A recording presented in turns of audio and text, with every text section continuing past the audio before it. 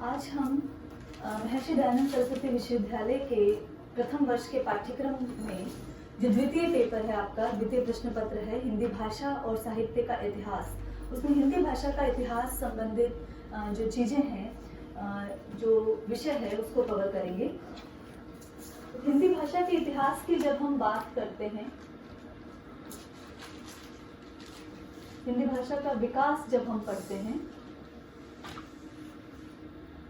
इतिहास तो हम बाद में पढ़ेंगे, पहले भाषा का विकास और भाषा का इतिहास हम देख रहे हैं।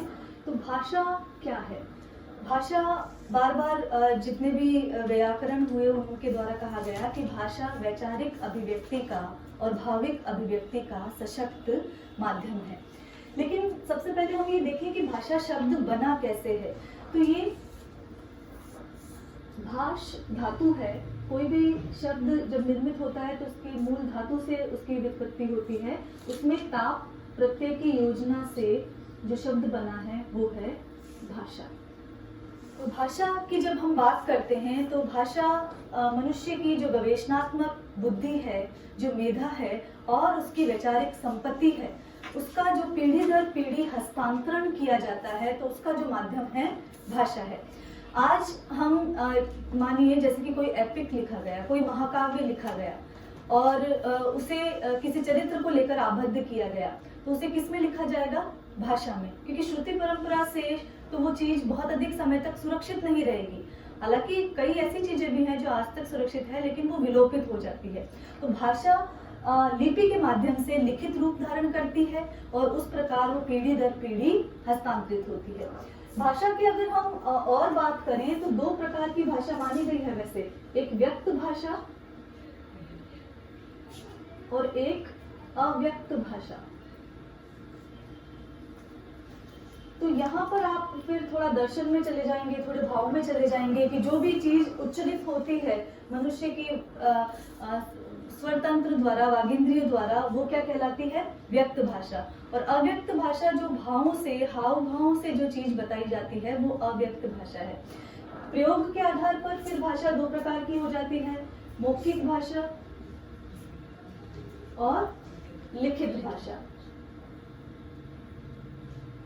मौखिक भाषा में, लिखित भाषा में समानता आप देखेंगे तो फिर हमारे व्याकरण ने व्यवस्था की कि कितने प्रकार के वर्ण होते हैं, कितने प्रकार के व्यंजन होते हैं और इन सब से जो भाषा की निर्मित होती है वो मौखिक और लिखित रूप में अभिव्यक्त होती है। जब हम लिखित रूप की बात करते हैं तो भाषा को किसका आश्रय लेना पड़ता है? लिपि का आश्रय लेना पड़ता है। और जब हम हिंदी की बात करेंगे तो हिंदी यहाँ पर देवनागरी लिपि में लिखी जाती है।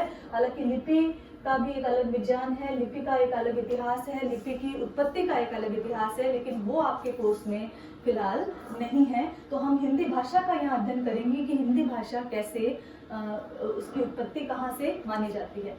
ऐसे भाषा का कोई प्रामाणिक इतिहास नहीं हो सकता कि आप एक बिंदु से कह दें कि यहाँ से भाषा उत्पन्न हुई है, लेकिन फिर भी अध्ययन सौलभ्य की दृष्टि से हमें इसे विभिन्न कालखंडों में हमें बांटना पड़ेगा। तो जब हम हिंदी भाषा की बात करेंगे तो हमें सबसे पहले विश्व का भाषा परिवार जो है वो देखना पड़ेगा कि विश्व का भाषा परिवार जब हम देखते हैं तो वहां पर हिंदी की क्या स्थिति है। देखिए, भाषा, ये ठीक है कि भाषा एक सीमा में आबद्ध होती है। जैसे कि अगर हम हिंदी भाषा की बात करेंगे तो वो भारत की भाषा है, भारत की हम राष्ट्रभाषा कह देते हैं उसे, बहुत अधिक लोगों द्वारा बोले जाने के कारण हमने उसे राष्ट्रभाषा कह दिया। तो लेकिन वो एक सीमा में है। लेकिन ऐसा नहीं है कि अमेरिका में बैठा हुआ कोई व्यक्ति उस भाषा को बोल नहीं सकता या उस भाषा को समझ नहीं सकता। तो इसलिए भाषा सीमा में बंधी हुई होकर भी सीमातीत है। तो इसीलिए हमने, चाहे विश्व का कोई भी भाषा परिवार हो, वो ऐसा नहीं है कि एक स्थान विशेष पर ही बोला जा रहा है। तो जब विश्व के भाषा परिवार को हम बांटते हैं तो आप इसे विभिन्न, हमने लगभग 12 भाषा परिवारों में बांटा है, जिसमें जो पहला है वो भारोपीय, द्रविड़, चीनी, तिब्बती, इसमें हमने एक में ही रख रहे हैं, ऑस्ट्रो एशियाई, ये आप नोट करें, ये पूरा आपको चार्ट बनाना है ऑस्ट्रो एशियाई। फिर अगर हम अफ्रीका की बात करेंगे तो वहाँ हेमेटिक, सेमेटिक, बाटू,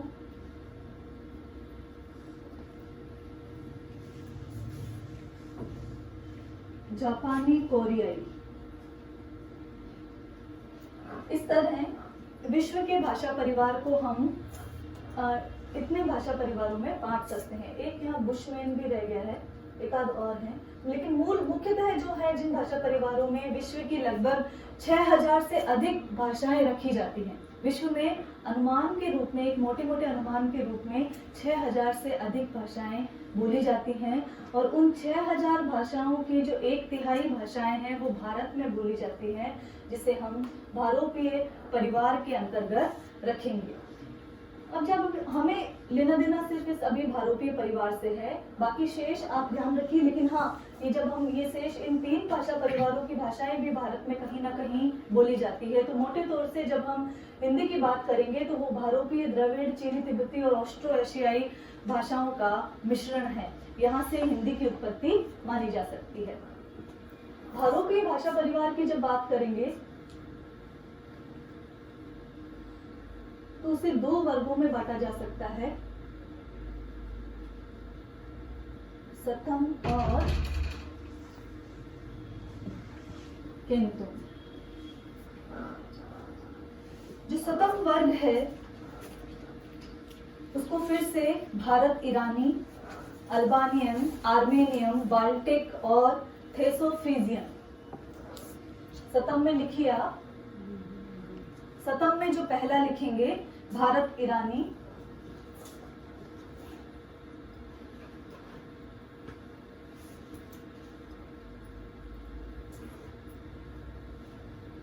अल्बानियम,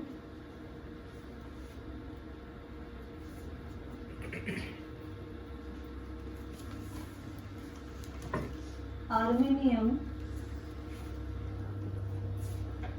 बाल्टिक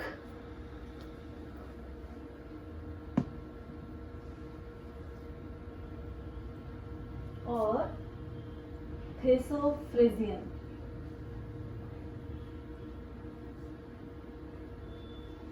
ये किसमें बांट दी हमने? सतम वर्ग के अंतर्गत। केंतुम में भी तोखारी या अन्य भाषाएं बोली जाती हैं, हम उस पर नहीं जाएंगे। लेकिन भारोपीय परिवार के हमने 2 वर्ग किए, सतम और केंतुम। सतम में भारत ईरानी, अल्बानियम, आर्मेनियम, बाल्टिक और थेसोफ्रीजियन जो भाषाएं हैं, जो वर्ग हैं, वो रखे गए हैं। अब भारत ईरानी जो वर्ग है उसको हम 3 में बांटते हैं। भारतीय, जो विशुद्ध भारतीय भाषाएं हैं, दरद, और तीसरा ईरानी। ये चार्ट आप जरूर से याद रखें, भारतीय, दरद और ईरानी। अब यहाँ हम जब भारतीय भाषाओं का अध्ययन करेंगे उसमें हम 3 में फिर बांट देंगे। प्राचीन भारतीय आर्य भाषा परिवार, मध्यकालीन भारतीय आर्य भाषा परिवार और आधुनिक भारतीय आर्य भाषा परिवार।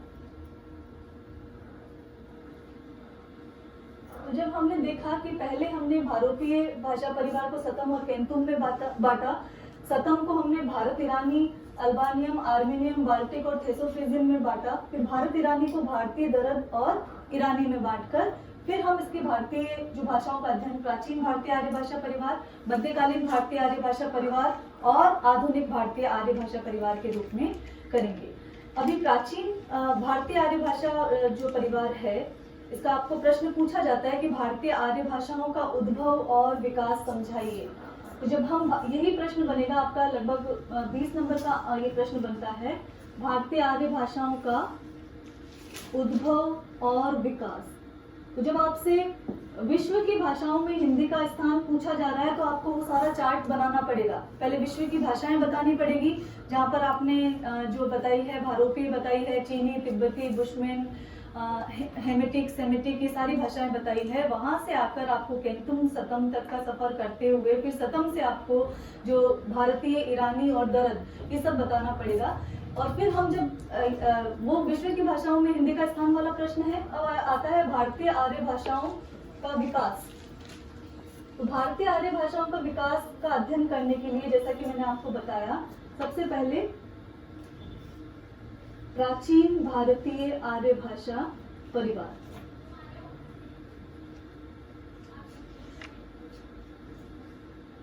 और इसकी जो समयावधि हमने बांटी है वो है 1500 ईसा पूर्व से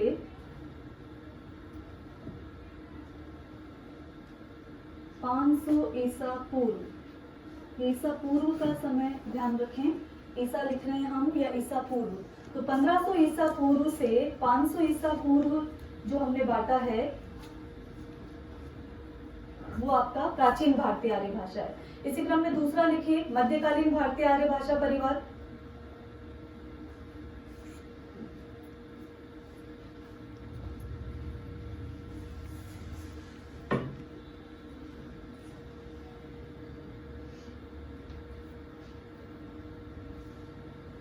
और तीसरा है आधुनिक भारतीय आर्य भाषा परिवार।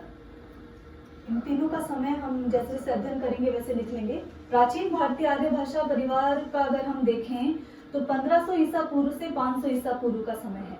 अब प्राचीन भारतीय आर्य भाषा परिवार को भी हमने दो भागों में बांट दिया, दो समय के हिसाब से विभाजन कर दिया, समय कालखंड के हिसाब से।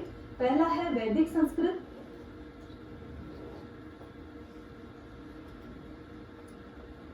और दूसरा है लौकिक संस्कृत।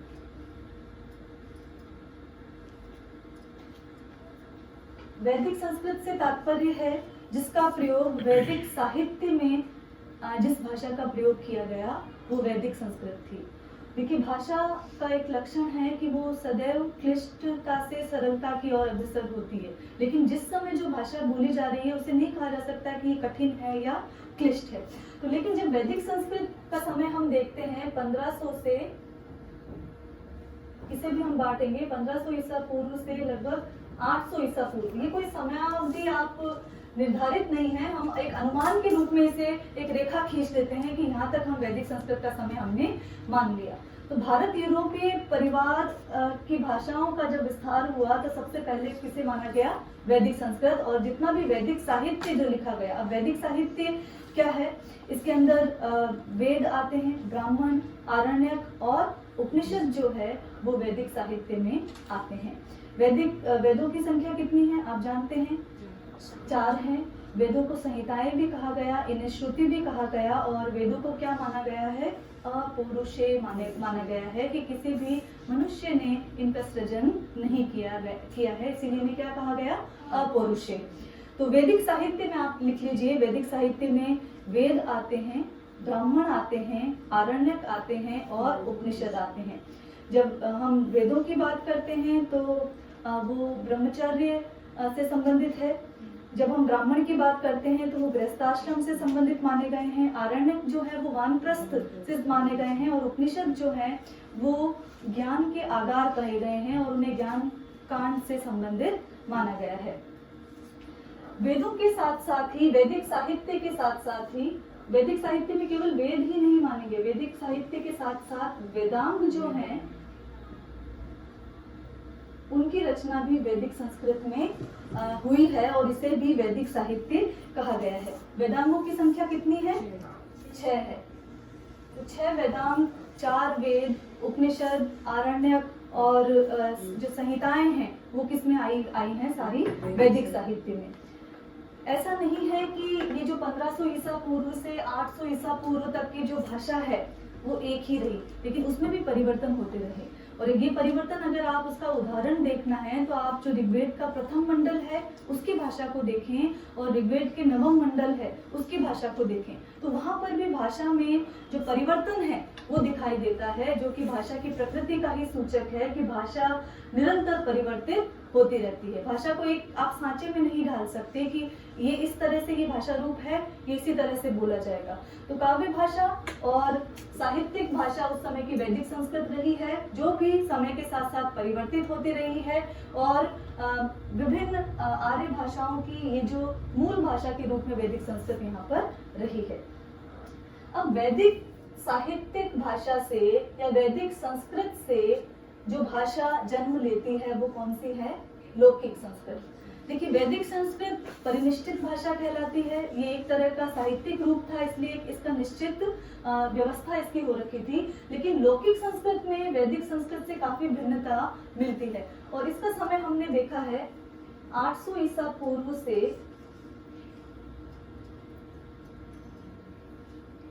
500 ईसा पूर्व तक। अब हर समय एक भाषा परिनिष्ठित भाषा के रूप में मानी जाती है और दूसरी भाषा लोक में व्यवहृत हो रही होती है। तो लौकिक संस्कृत जो है, जैसा कि जनमानस की भाषा है, लिखिए इसे जनमानस की भाषा है, जहाँ इसे हम वैदिक संस्कृत को जहाँ हम छांदस कहते हैं,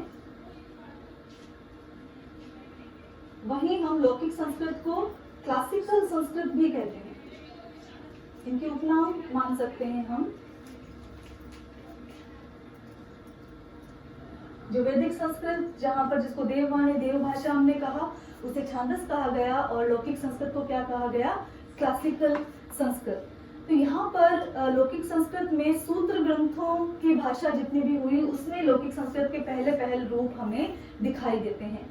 महर्षि पाणिनि ने जो व्याकरणिक इसे स्वरूप प्रदान किया और अष्टाध्यायी जो लिखी, वो भी लौकिक संस्कृत का एक तरह से व्याकरण है, जिसे उन्होंने व्यवस्थित करने का प्रयास किया गया। और ये अष्टाध्यायी जो रचना है वो 800 ईस्वी के आसपास ये लिखी गई है और उस समय वहां पर लौकिक भाषा के व्याकरण का मानकीकरण का प्रयास यहाँ पर पाणिनि करते हैं।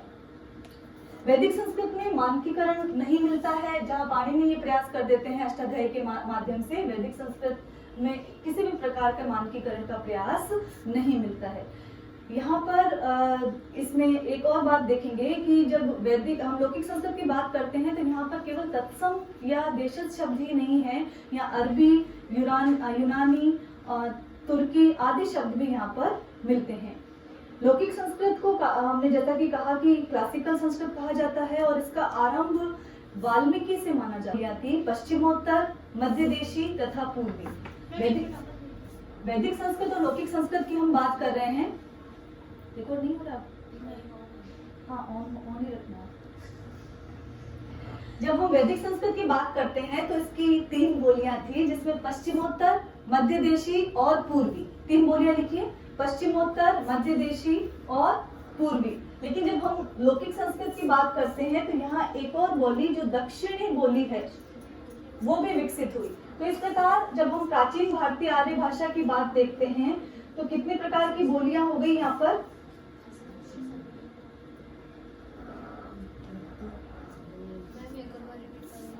जब हम प्राचीन भारतीय आर्य भाषा की बात करते हैं और उसमें वैदिक संस्कृत की बात करते हैं तो वहां पर पश्चिमोत्तर, मध्य देशी और पूर्वी। हाँ, पश्चिमोत्तर, मध्य देशी, पश्चिमोत्तर, मध्य देशी और पूर्वी, ये 3 बोलियां तो किसकी है? वैदिक संस्कृत की।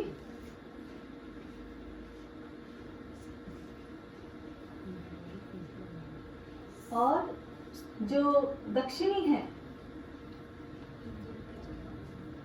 वो बोली जाती है लौकिक संस्कृत में। तो इस तरह जब हम प्राचीन भारतीय आर्य भाषा परिवार में देखते हैं तो 4 तरह की बोलियां हमें दिखाई देती है, पश्चिमोत्तर, मध्य देशी, पूर्वी और दक्षिणी। तो आप ये भाषा वैज्ञानिक रूप से कह सकते हैं कि प्राचीन भारतीय आर्य भाषा परिवार में 4 तरह की बोलियां जो हैं वो व्यवहार थी। तो ये आपको समझ आ गया होगा। जो 1500 ईसा पूर्व से 500 ईसा पूर्व तक का जो भाषा परिवार है उसे हमने वैदिक संस्कृत और लौकिक संस्कृत में बांटा। वैदिक संस्कृत वैदिक साहित्य जिसे कहा गया, जिसमें वेद लिखे गए, ब्राह्मण, आरण्यक और उपनिषद, और साथ ही हमने वेदांग जो है उसको भी हमने इसमें समाहित माना।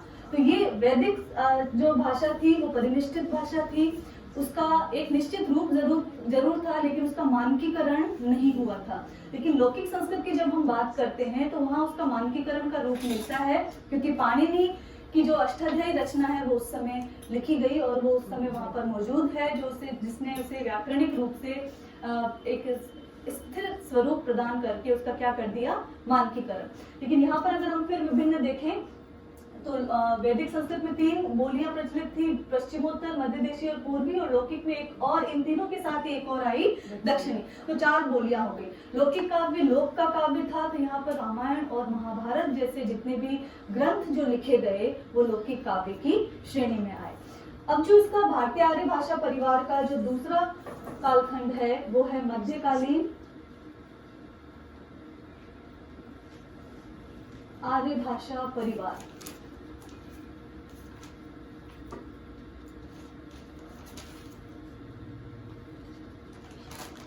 जब हम मध्यकालीन भारतीय आर्य भाषा परिवार की बात करते हैं तो इसका समय है 500 ईसा पूर्व से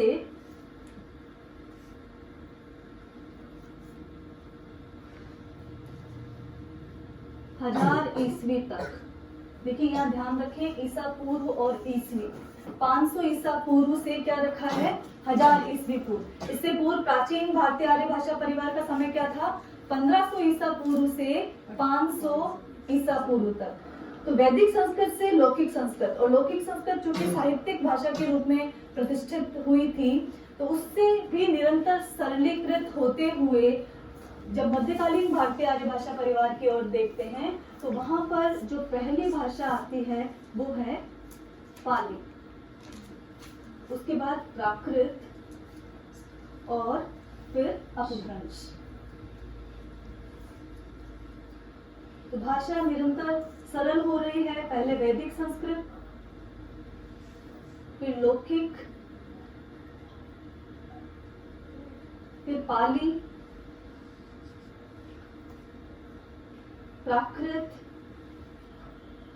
और अपभ्रंश। इसी तरह ये क्रमिक विकास हम इसका देखेंगे कि वैदिक, लौकिक, पाली, प्राकृत और अपभ्रंश। देखिए पाली का जो समय है वो आप अगर इतिहास की दृष्टि में देखें तो अशोक का जो समय है वही पाली का समय है। पाली भाषा भी उसी समय व्यवहृत मानी जाती है। उसका समय है 500 ईसा पूर्व से 1 ईस्वी तक या ईस्वी तक।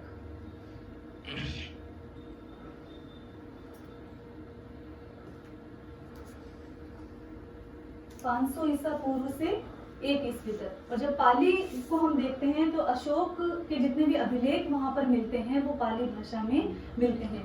बौद्ध धर्म उसी समय फैला और बौद्ध धर्म के प्रचार के लिए जितने भी ग्रंथ लिखे गए वो भी पाली में लिखे गए। बौद्ध धर्म के कौन से ग्रंथ हैं? सुत्त पिटक, विनय पिटक और अधिधम्म पिटक। इस तरह के जितने भी ग्रंथ लिखे गए वो बौद्ध धर्म के प्रचार के लिए वो पाली भाषा में लिखे गए। लिख लीजिए यहाँ पर त्रिपिटक, बुद्ध घोष की अट्टकथा, दीप वंश और मिलिंद पनो जैसे ग्रंथों का प्रणयन पाली भाषा में हुआ। तो पाली भाषा में कौन से ग्रंथ लिखे गए? अगर पाली साहित्य की बात करें तो त्रिपिटक, जिसमें सुत्त पिटक, विनय पिटक और अधिधम्म पिटक मिलता है, कहीं कहीं अभिधम्म पिटक मिलता है। बुद्ध घोष की अट्टकथा, अट्टकहा एक ही बात है। विशुद्धि भग्ग, दीपवंश और मिलिंद पनो, ऐसे जितने भी ग्रंथ हुए वो पाली भाषा में लिखे गए। भारत के अतिरिक्त ये नेपाल, श्रीलंका, बर्मा, म्यांमार, जहाँ जहाँ बौद्ध धर्म का प्रचार हुआ, जहाँ जहाँ बौद्ध धर्म विकसित हुआ, वहां भी ये भाषा बोली जाती थी।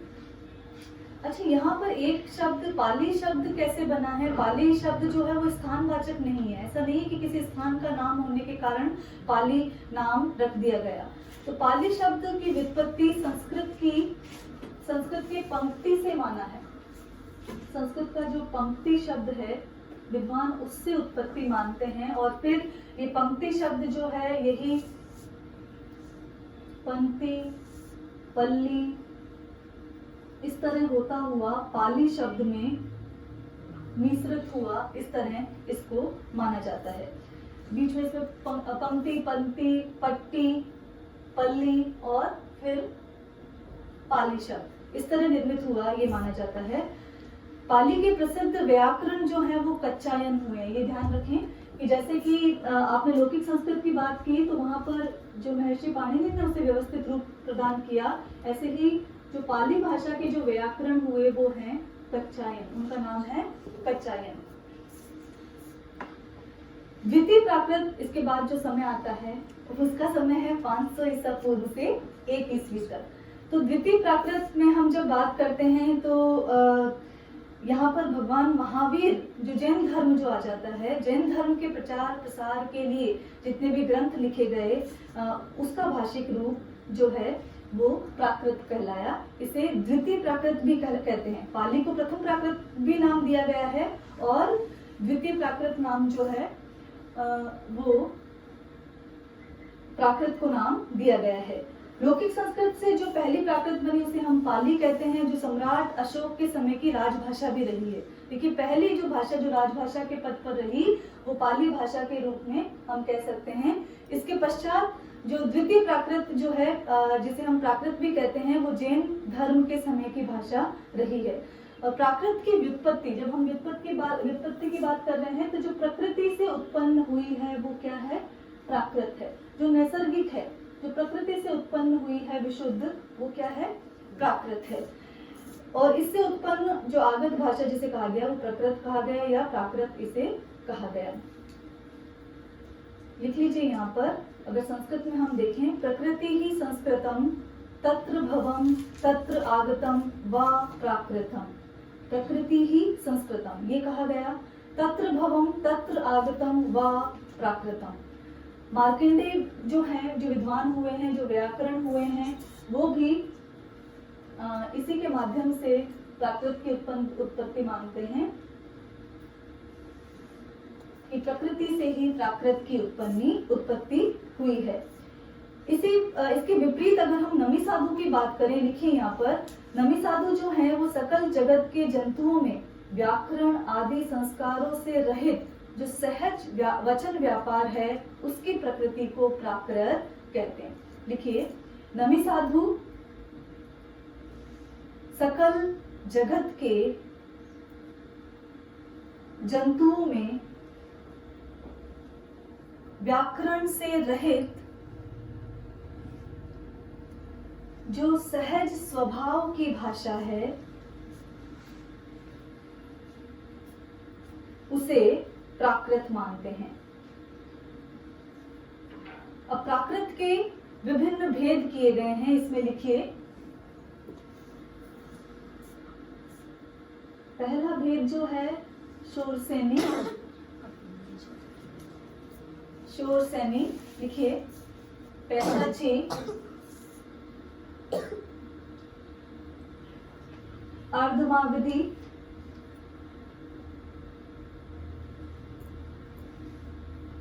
मागधी,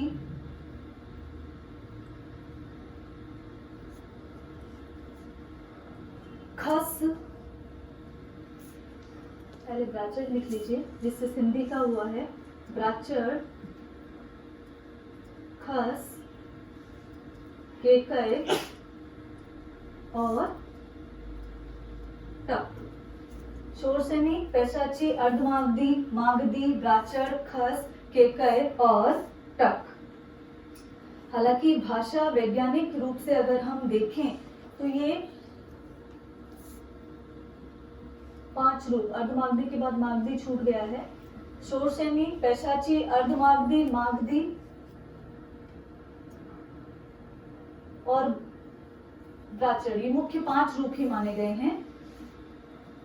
शोरसेनी, पैशाची, अर्धमागधी, मागधी और ब्राचर, ये 5 रूप उन्होंने प्रमुख रूप से माने हैं। इसके अलावा एक और महत्वपूर्ण रूप उन्होंने माना है जिसे हमने क्या कहा है, महाराष्ट्रीय।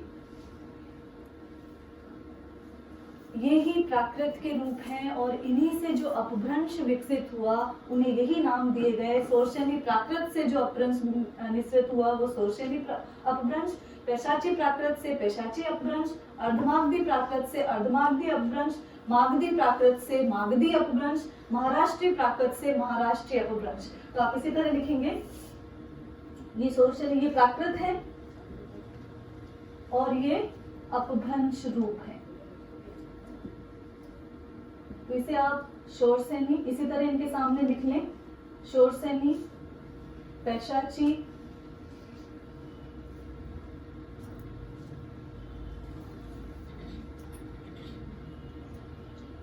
अर्धमागधी,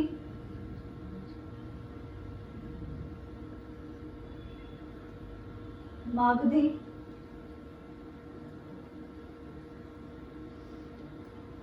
ब्राचर, खस, केकय और टक। साथ ही एक और जो महाराष्ट्रीय प्राकृत से जो निश्चित हुआ वो कौन सा हुआ, महाराष्ट्रीय अपभ्रंश। तो इसमें कोई आपको समस्या होनी ही नहीं चाहिए कि प्राकृत के जिन रूपों से जो रूप बनाए गए, जो स्थान विशेष के आधार पर बनाए गए, उन्हीं से उनके अपभ्रंश रूप जो है वो विकसित हुए।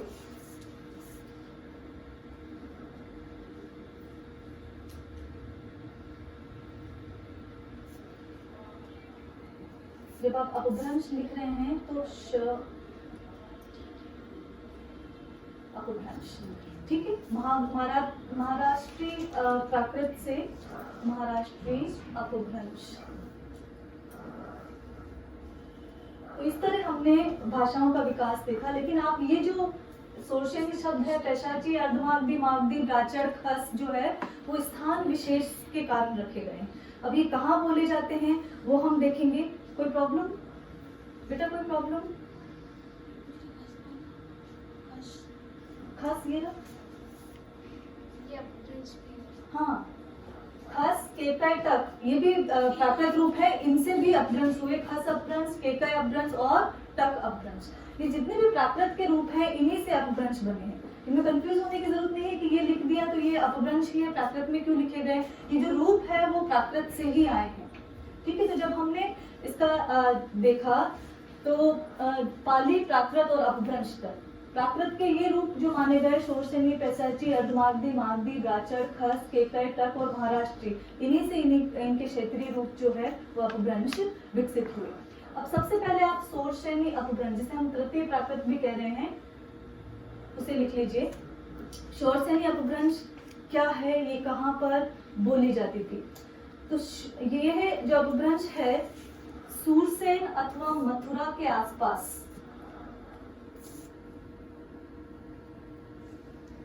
शूरसेन अथवा मथुरा के आसपास कौन सी अपभ्रंश बोली जाती थी? शोरसेनी अपभ्रंश।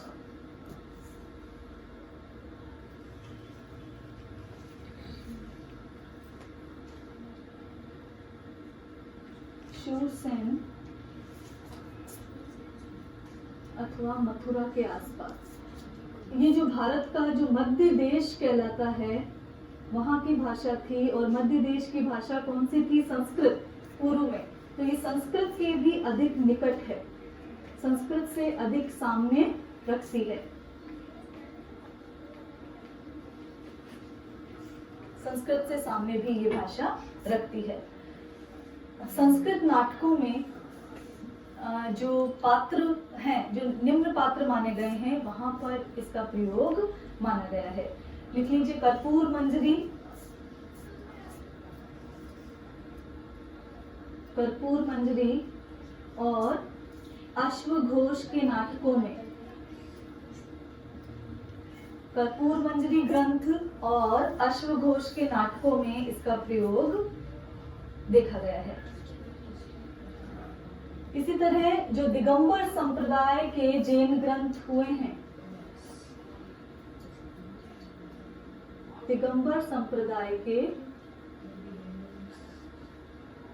जैन ग्रंथों की जो भाषा है वो भी कौन सी है? शोर सेमी अपभ्रंश। देखिए जब आदिकाल में आप पढ़ते हैं तो वहाँ जैन साहित्य पढ़ते हैं। जैन साहित्य जितना भी लिखा है उसकी भाषा कौन सी है? अपभ्रंश। तो जैन ग्रंथ विशेषकर दिगंबर संप्रदाय के जो जैन ग्रंथ लिखे गए उसकी भाषा कौन सी हुई? शोर सेमी अपभ्रंश। दूसरा जो अपभ्रंश हम देखेंगे वो है पैशाची अपभ्रंश।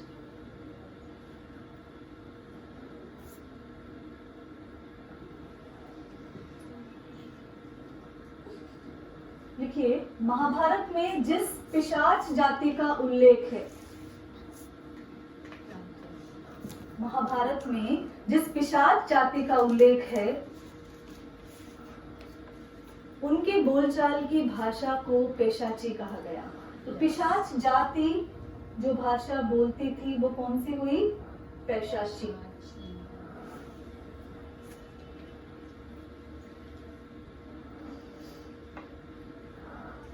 अब जो महत्वपूर्ण भाषा वैज्ञानिक हुए हैं ग्रियर्सन,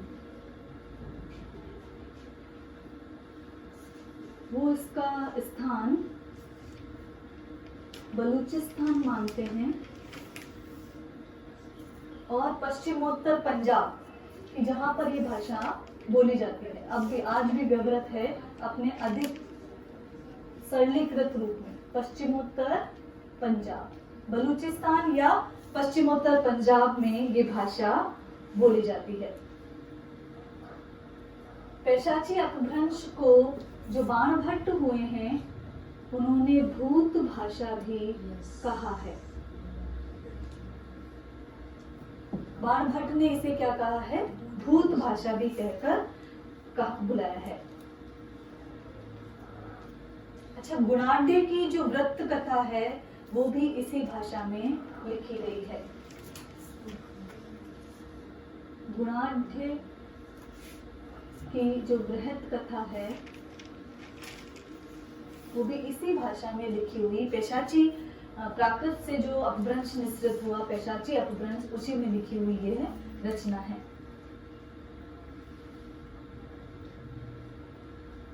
गुणाढ्य की जो बृहत कथा है पेशाची प्राकृत में लिखी गई और इसका जो संस्कृत रूपांतर है वो बृहत कथा मंजरी और कथा सरित सागर के रूप में मिलता है। इसका जो संस्कृत आप इसका जो रूपांतरण देखते हैं जिसको बृहत कथा मंजरी और कथा सरित सागर के रूप में भी देखा जा सकता है। फिर लिखिए मागधी अपभ्रंश।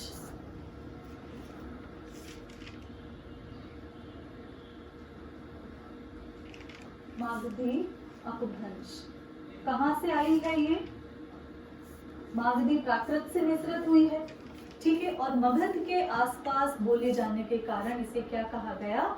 मागधी अपभ्रंश। लिखिए, मगध के आसपास होने के कारण ही इसे मागधी नाम दिया गया।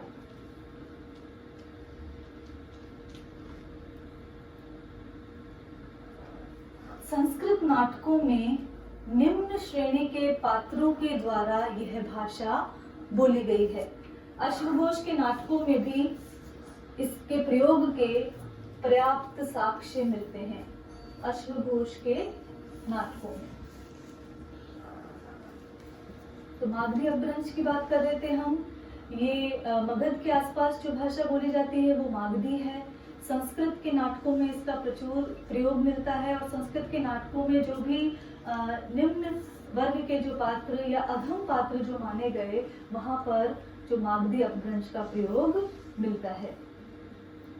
अच्छा, चांडाली, शावरी और जो शाकारी है वो इसकी उपभाषा या विभाषा मानी गई हैं।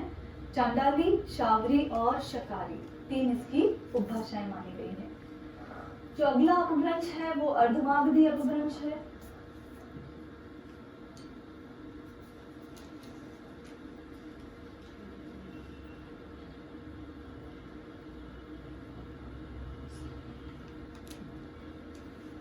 जब हम अर्धमागधी अपभ्रंश की बात करते हैं तो ये काशी के आसपास की भाषा है।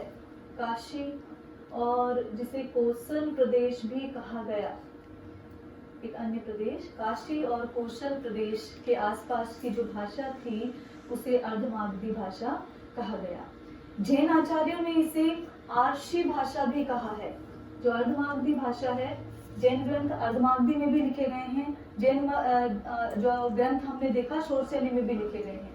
तो इन्होंने इसे आर्षी भाषा, जो आदि भाषा का नाम इन्होंने दिया है, इस तरह कहकर पुकारा है, आदि भाषा या आर्षी भाषा कहकर इसे पुकारा है। महावीर स्वामी के जितने भी उन्होंने उपदेश दिए वो अर्धमागधी अपभ्रंश में दिए गए हैं। ये आप चिन्हित कर सकते हैं कि महावीर स्वामी के उपदेशों की जो भाषा थी वो अर्धमागधी थी। अर्धमागधी की बात करें तो ये 18 देशी भाषाओं का जो विस्तृत रूप है।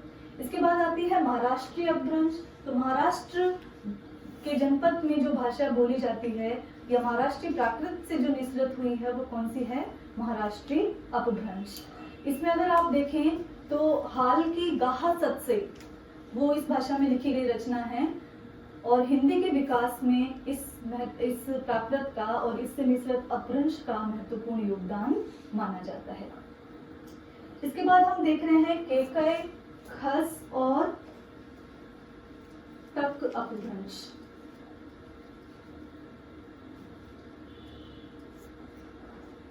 जब केकय प्रदेश की प्राचीन भाषा की बात करते हैं, केकय प्रदेश के हिसाब से हमने ये नाम दिए हैं, तो केकय प्रदेश की जो भाषा थी वो कौन सी हुई? केकय प्राकृत, और फिर उससे जो अपभ्रंश निसृत हुआ वो केकय अपभ्रंश। केकय जो प्रदेश है वो वर्तमान में यहाँ भारत में नहीं है, पाकिस्तान में अवस्थित है और वहाँ की जो बोलियां हैं वो केकय अपभ्रंश से विकसित मानी जाती है।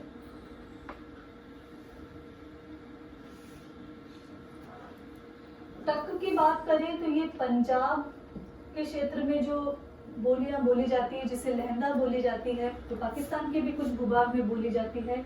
उसकी व्युत्पत्ति कहाँ से हुई है? टक प्राकृत से निसृत टक अपभ्रंश के माध्यम से के द्वारा।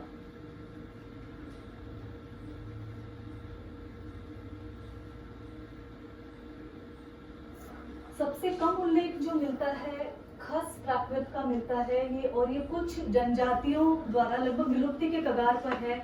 इससे निसृत जितने भी अपभ्रंश या बोलियां हुई हैं वो विलुप्ति के कगार पर है, इसलिए ये अपभ्रंश या ये प्राकृत सबसे कम रूपों में, कम क्षेत्रों में यह बोला जाता है। तो ये हमने प्रथम प्राकृत, द्वितीय प्राकृत और तृतीय प्राकृत, जिसे हमने प्राचीन भारतीय आर्य भाषा परिवार, जो पाली जिसे प्रथम प्राकृत कहा, द्वितीय प्राकृत हमने प्राकृत को कहा और तृतीय प्राकृत हमने किसको कहा? अपभ्रंश को। तो वो देखे और वो रूप वहां से विकसित हुए भारतीय आर्य भाषा परिवार से, कि जहां पर पहला हमने खंड देखा प्राचीन भारतीय आर्य भाषा परिवार, फिर मध्यकालीन आर्य भाषा परिवार, और जो तीसरा है आधुनिक भारतीय आर्य भाषा परिवार, वो है 1000 ईस्वी से अब तक। तो आधुनिक भारतीय आर्य भाषा परिवार को जब हम देखते हैं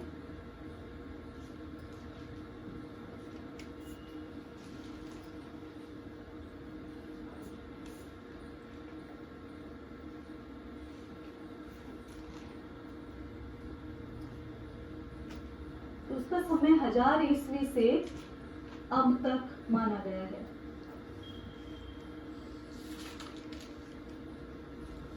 आधुनिक भारतीय आर्य भाषा परिवार में यही अपभ्रंश के जो मुख्य 5 रूप थे, जिसमें शोरशैली, अर्धमागधी, मागधी, पैशाची और जिसे ब्राह्मण ये माना गया। इनसे विभिन्न बोलियां कैसे निसृत हुई, हिंदी की कितनी उपभाषाएं हुई फिर और कितनी बोलियां हुई, ये सारा जो विकास क्रम है वो इसमें देखते हैं। इतिहास की दृष्टि से अगर हम देखें तो आदिकाल से लेकर 1000 ईस्वी का समय जो है वो आदिकाल में ही ठहरता है। आदिकाल से लेकर आधुनिक काल तक की जितनी भी भाषाएं हैं उनका अध्ययन हम आधुनिक भारतीय आर्य भाषा परिवार में करेंगे, और ये चूंकि एक स्वतंत्र विषय है, एक पृथक कालांश की मांग करता है, तो इसका अध्ययन हम अगले कालांश में करेंगे।